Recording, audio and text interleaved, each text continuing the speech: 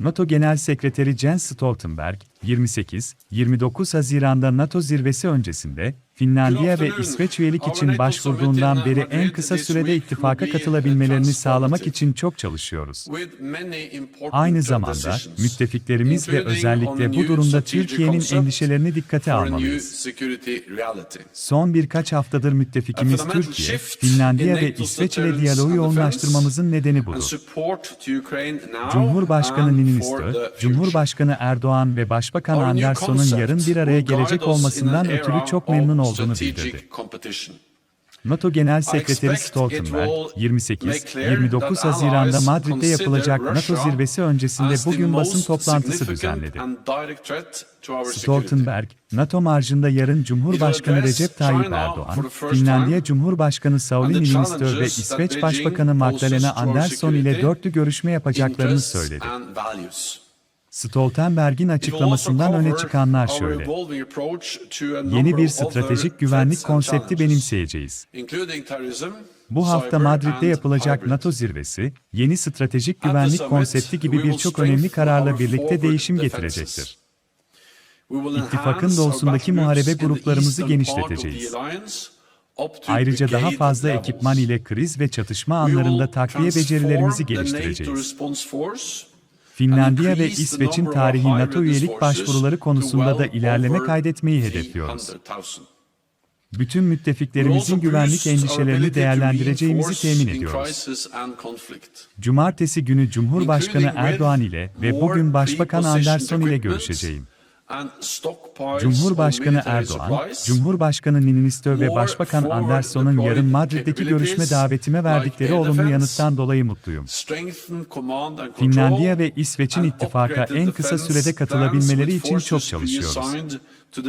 Stoltenberg, açıklamasının ardından basın mensuplarının sorularını yanıtladı.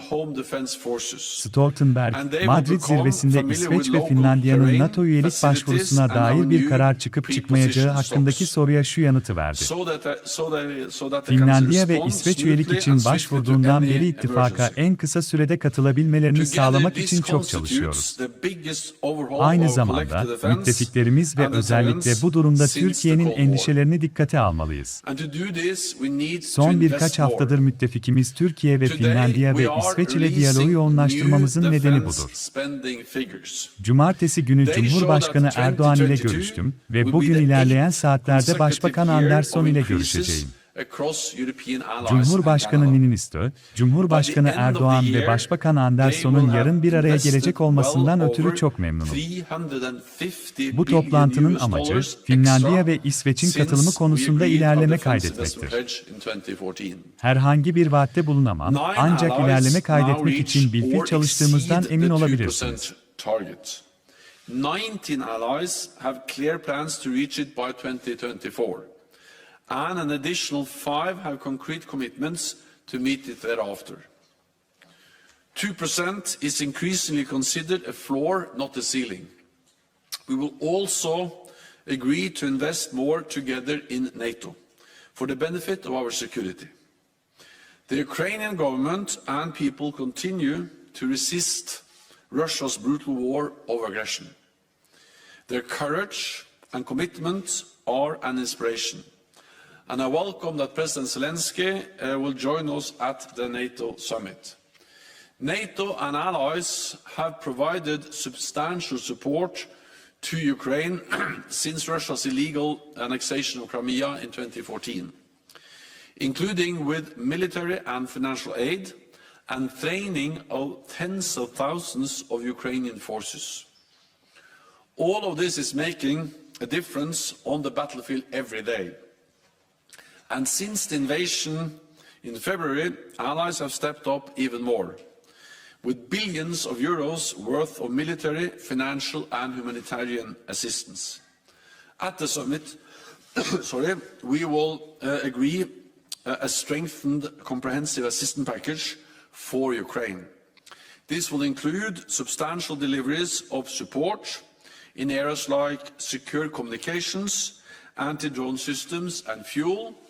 Over the longer term, we will help Ukraine transition from Soviet-era military equipment to modern NATO equipment. and further strengthen its defence and security institutions. At the summit, we will also take decisions to continue adapting NATO, including with a new €1 billion NATO Innovation Fund to invest in dual-use emerging technologies. And on climate change, we will agree to cut greenhouse gas emissions for NATO as an organization. We will also deepen our cooperation with NATO's closest partners. I welcome that Australia, Japan, New Zealand and the Republic of Korea will join us for the first time at our summit. Georgia and the European Union will also take part, and we will adopt new packages of support for our partners Georgia, Bosnia and Herzegovina, and the Republic of Moldova, as well as Mauritania and Tunisia. We also aim to make progress on Finland and Sweden's historic applications for NATO membership, while ensuring the security concerns of all allies are addressed. I spoke with President Erdoğan on Saturday, and I will meet with Prime Minister Andersson later today. I'm glad that President Erdoğan, President Niinistö, and Prime Minister Andersson have accepted my invitation to meet in Madrid tomorrow. And today we are hosting another meeting of senior officials from all three countries here at the NATO headquarters. Finally, allies will discuss threats and challenges from the south. We will recommit to the fight against terrorism, address the food crisis caused by Russia's invasion of Ukraine, and consider our response to Russia and China's increasing influence in our southern neighbourhood. Above all, we will reaffirm that the transatlantic bond remains the bedrock of our security. Europe and North America together in NATO. And with that, I'm ready to take your questions. Okay, we'll go to Bloomberg in the second row.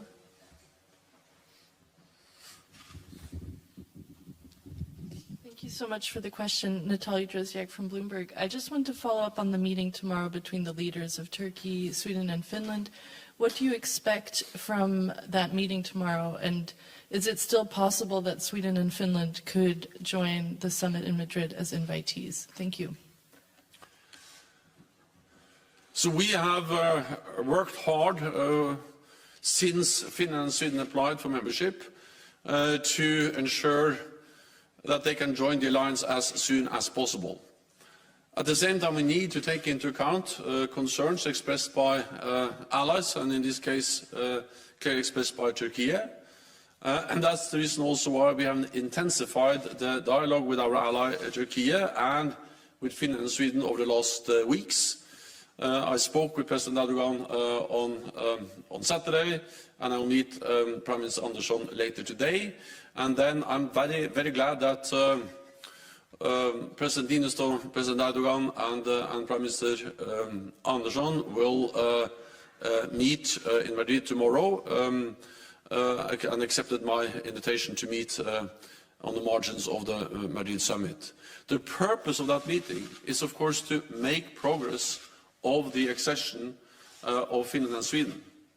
I will not make any promises, but I can just assure you that we are working actively to ensure progress because the applications of Finland and Sweden to join NATO, they are historic. It will strengthen the security of Finland and Sweden. It will strengthen NATO, and it will be something that will contribute to stability across the Euro-Atlantic area, Europe and North America. The aim is to make progress, and then it's too early to say what kind of progress you can make by the summit. Okay, we'll go to French television in the last row. Yeah.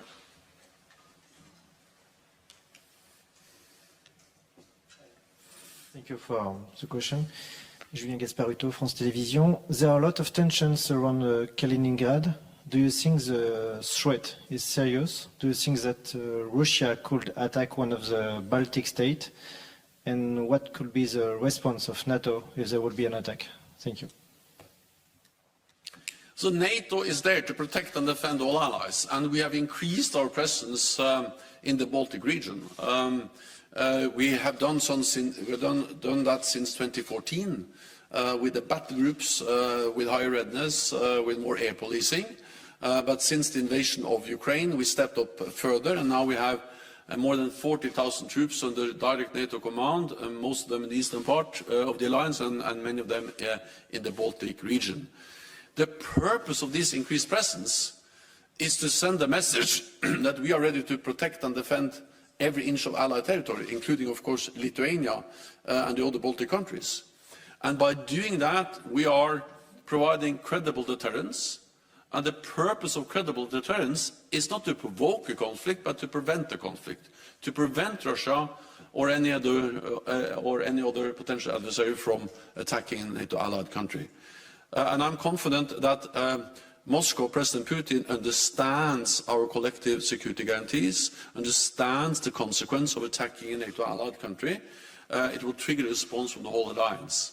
And to underpin that message, we have increased the presence.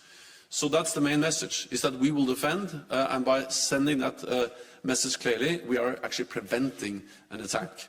Then, of course, we are concerned about the military build-up in Kaliningrad. We have seen that over many years, also with highly advanced weapon systems. That's also partly the reason why we have modernized our armed forces, our capabilities, and also increased our presence in that part of the region. Let me also add that what we now see is that Lithuania are implementing EU-agreed economic sanctions. And NATO allies welcome the EU sanctions. NATO allies have also imposed sanctions on Russia. And these sanctions are important because they ensure that President Putin has to pay a price for this reckless, heinous, brutal military attack on Ukraine. Okay, we'll go to Frankfurt Allgemeine.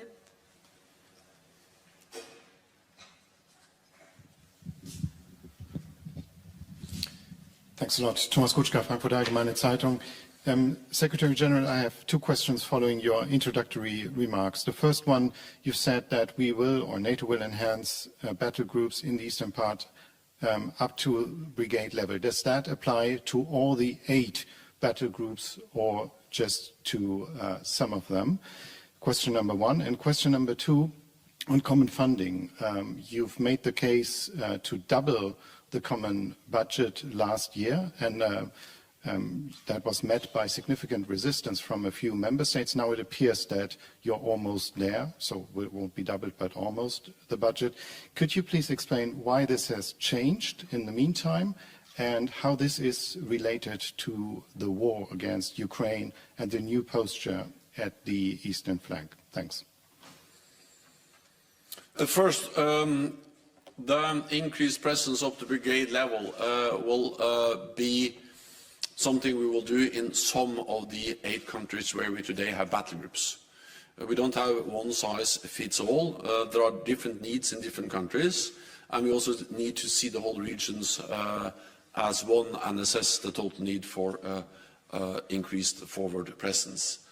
But of course, this has to be understood in the light of what has already happened.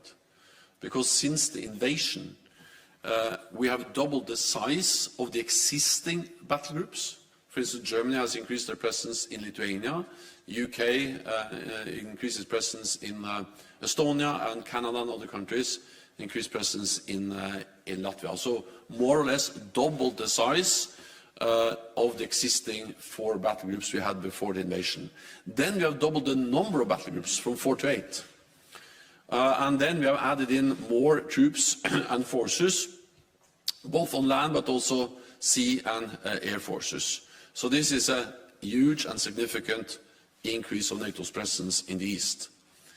What we are doing now is that at the summit we will take decisions that will be transformative for our deterrence and defense, that will lead to the fundamental shift in the way we organize collective defense in NATO. And that will be built on many elements on sea, naval, cyber power, But when it comes to the land element, the main messages is partly to have up to brigade level forward presence. Germany in Lithuania is one example. I expect other allies to make similar announcements. Then it will be based on more forward deployed equipment, stocks, fuels, weapons, ammunition. And then it will be made up by pre-assigned forces in their home country, but these forces will train, exercise regularly in those countries where they are pre-designed to be deployed in times of crisis. And by doing that, we are fundamentally strengthening both our forward defense, but also our ability to quickly reinforce. It's quite, to move people goes quite fast. To move heavy equipment takes time, but with more forward deployed equipment, including also more forward deployed combat formations and more exercises, we will significantly increase our ability to defend and protect all allies also in the eastern part of the alliance. Then on common funding, well, first of all, I think we have to understand common funding as part of the broader efforts to increase defense spending. The big money will go to the national defense budgets. And we have an impressive story to tell. Back in 2014, when we agreed the defense investment pledge, only 3 allies met the guideline of spending 2% of GDP on defense, and defense spending was also declining across Europe and Canada. Since then, defense spending has increased in all countries, and 9 allies now meet the 2% guideline. And in addition, some are very close to be at 2%. They are very close. And that will be, of course, the big numbers. But a part of that is what we spend together. And this is, of course, a reflection of the same challenges that has led to the commitment to invest more. But this is about spending smarter by spending together, investing in pre-positioned equipment, command and control, infrastructure, but also in support for partners. I will not go into the details. This is something which is now finalized as we prepare for the summit. But we agreed a year ago to do more together, and of course we will follow up on that when we meet in Madrid later this week. Okay, we had Imedi. Thank you very much. Mr. Secretary General, you said that the new strategic concept will describe Russia for the first time as the most significant and direct threat to alliance security. Does it mean that with this decision you will not... So it's not a space anymore for dialogue with Russia. It's not a relevant issue. And the question about Georgia, how NATO is going to enhance support for Georgia in this very difficult moment. You will meet our Prime Minister in Madrid. And what should we expect in the context of open door policy in the summit? Thank you very much. So Russia has walked away from the partnership and the dialogue that NATO has tried to establish with Russia for many years. They have done so not least by the brutal invasion of Ukraine, a blatant violation not only of international rule but also of all the documents and agreements we have signed with Russia to try to establish a framework for a meaningful dialogue with Russia. So the meaningful dialogue we worked for so many years, that's not on the table, that's not working, simply because of Russia's behavior. They have chosen confrontation instead of a dialogue. We regret that, but of course then we need to respond to that reality. And that's exactly what we do with the fundamental shift in our deterrence and defense, and all the other measures we take, not least to provide support to Ukraine from NATO allies and NATO. Then, of course, there is a need to still have lines of communications to prevent incidents and accidents, and also at some stage, hopefully, be able to engage in some kind of arms control efforts.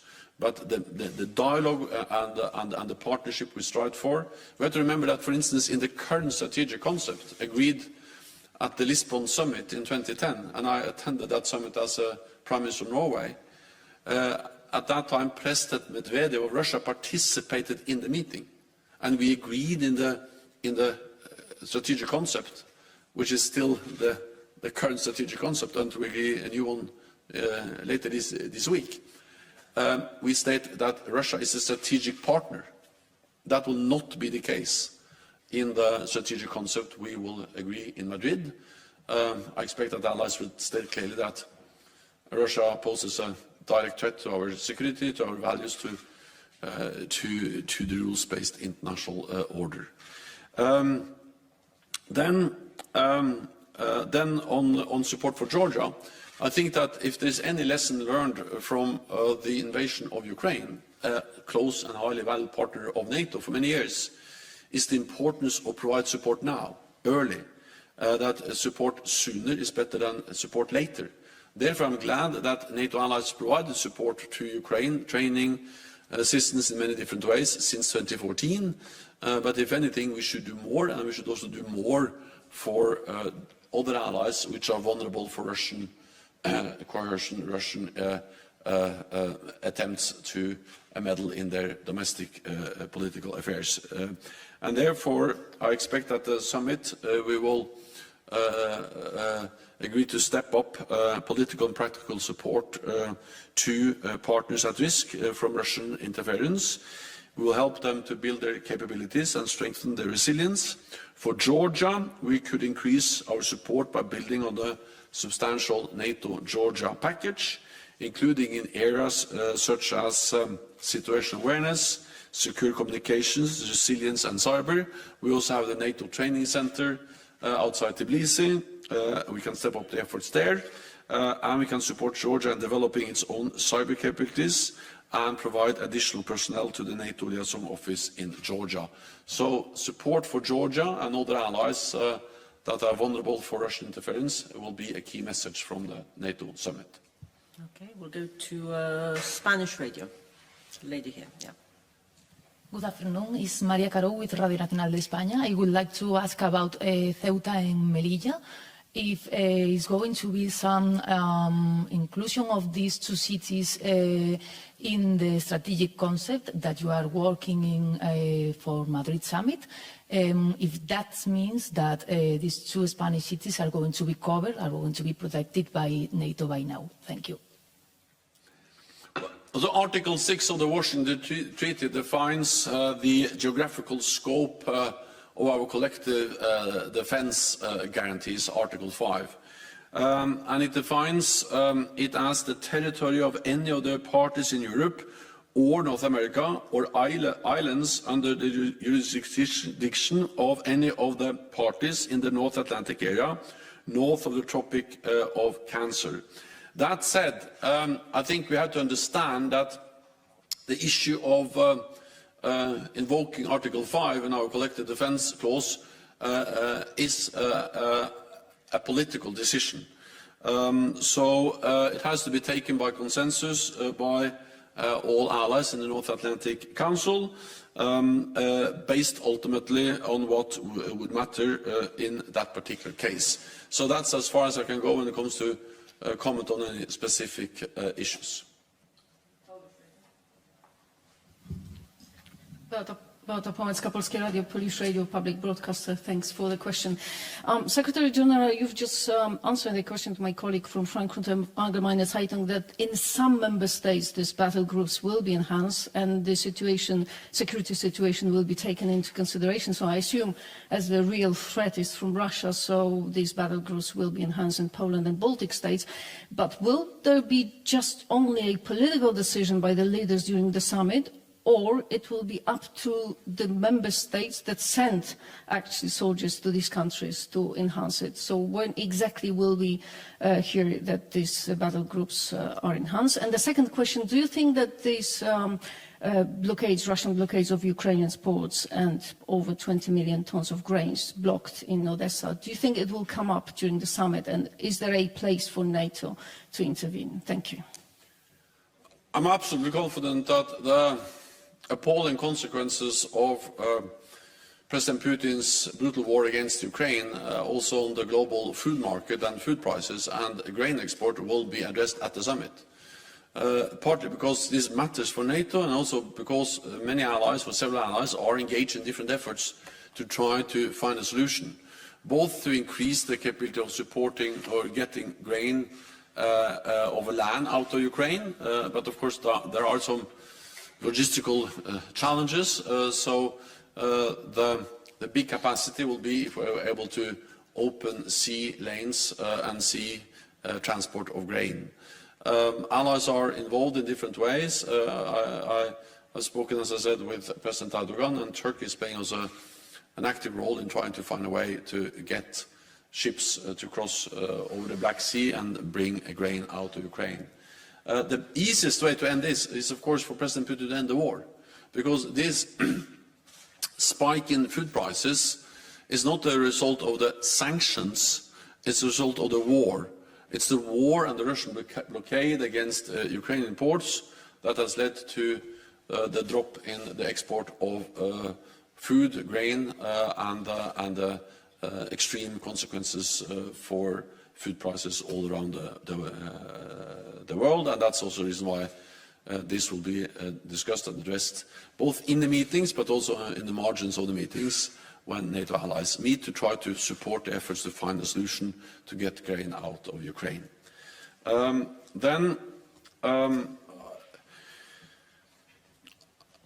So Poland is one of our biggest allies, and of course we already have NATO allies, and especially the United States already have a significant presence in Poland.